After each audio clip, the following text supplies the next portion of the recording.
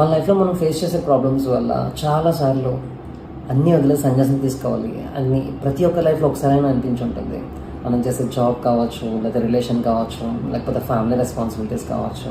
ఇదంతా చేయాలి అంటే ఖచ్చితంగా సన్యాసం తీసుకోవాలి. బట్ సన్యాసం తీసుకున్న వాళ్ళకి కూడా మోక్షం కావాలంటే ఏం చేయాలి? ఈ విష్ణు సహస్రనామాల్లో 11వ శ్లోకంలో 2 లైన్ క్లియర్గా ఎక్స్ప్లెయిన్ చేస్తుంది. వృషాక పెరమేయాత్మ సర్వయోగ వినుసృత. వృషాకపి, వృషము అంటే ధర్మము అని అర్థం. వృషాకపి అంటే ధర్మాన్ని కాపాడేవాడు అని అర్థం. అమేయాత్మ, ఇంత అంతాన్ని కొలవడానికి వీలు లేనటువంటి స్వరూపము శ్రీ మహావిష్ణువు.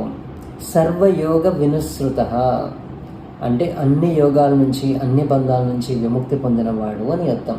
అలాంటి శ్రీమన్నారాయణని ఒక్కసారి మనస్ఫూర్తిగా మనం ఓం నమో భగవతే వాసుదేవాయ అని మనం స్మరిస్తే కనుక ఖచ్చితంగా అన్ని బంధాల నుంచి విముక్తి పొందే ఆ మార్గాన్ని ఆయనే మనకి చూపిస్తాడు. ఇలాంటి మరిన్ని ఇన్ఫర్మేషన్ కోసం ఫాలో చేసి సబ్స్క్రైబ్ చేయడం మర్చిపోకండి. అలానే ఈ కంటెంట్ ఎలా ఉంది, మీ అందరికీ యూస్ఫుల్గా ఉందా, లేకపోతే ఈ కంటెంట్ డెలివరీ చేసే విధానం ఏమైనా మార్చాలా అనేది ఏమైనా ఉంటే ఒకసారి కమెంట్లో తెలపండి. Thank you guys.